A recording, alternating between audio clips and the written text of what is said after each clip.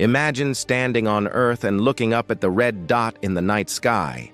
Mars has always been close enough to see with the naked eye, yet impossibly far away when it comes to human travel. Every serious mission proposal has had the same daunting timeline: 3 years. That's 3 years for a round trip to the red planet, including the long wait for orbits to align and the enormous stockpile of supplies required to keep a crew alive. But now, a group of scientists at Ohio State University believe they've found a way to cut that timeline in half. Their weapon of choice isn't a faster chemical engine or a giant fuel tank. It's nuclear power, used in a radical new way. The idea is called the Centrifugal Nuclear Thermal Rocket, or CNTR.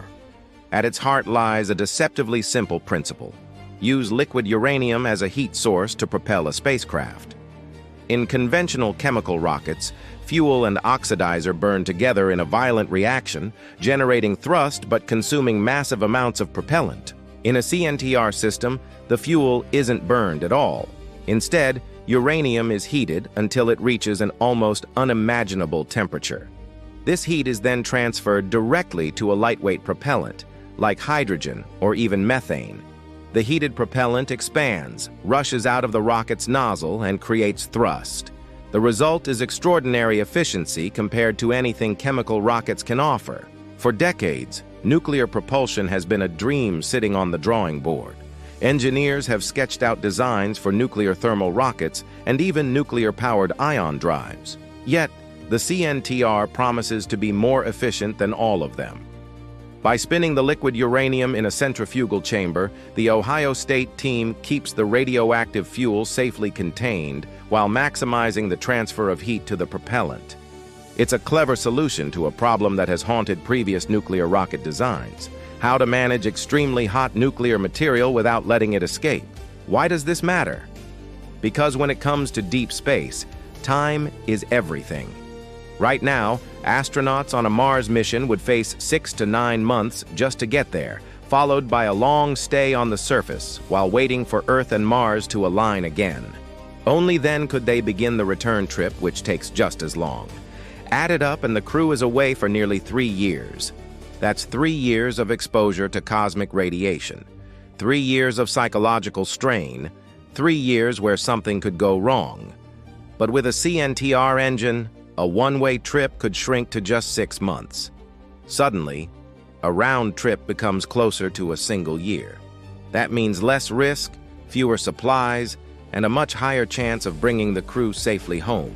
This leap in capability doesn't just apply to Mars. With nuclear propulsion, robotic probes could push into the outer solar system at unprecedented speeds. Missions to Saturn or Neptune, which currently take more than a decade, could be completed in a fraction of the time. The dream of exploring the icy moons, places like Europa, Titan, or Enceladus, suddenly becomes far more realistic. These worlds may hold underground oceans, perhaps even conditions for life. Reaching them faster means we could investigate them within a human lifetime, not just leave it to future generations. Of course, the idea comes with enormous challenges. Testing a nuclear rocket isn't as simple as firing it up on a launch pad. The risks of radioactive fallout are real if anything goes wrong during a ground test or launch. Engineers must prove the system can contain its uranium fuel under the most extreme conditions. Then there's the engineering challenge of building materials that can withstand the searing temperatures inside the reactor. According to the Ohio State researchers, it may take another 5 years before a working demonstration is ready. And even that will likely be limited to laboratory experiments rather than full-scale flight tests. Yet, the potential is so transformative that NASA has already taken notice, providing partial funding to support the research. Dean Wang, an associate professor of mechanical and aerospace engineering at Ohio State, explains that the world is at a turning point. Chemical rockets may be enough to get us back to the moon and operate in Earth's neighborhood, but they aren't practical for the long voyages ahead. If humanity truly wants to expand into the solar system, we'll need something new. The CNTR could be that breakthrough, One of Wang's PhD students, Spencer Christian, puts it in simpler terms. You could have a safe one-way trip to Mars in 6 months as opposed to doing the same mission in a year. That difference may not sound huge, but in the context of space travel, it's revolutionary.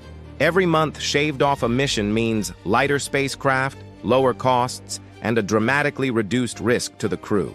The Ohio State team published their findings in the journal Acta Astronautica, detailing both the promise and the hurdles of the technology.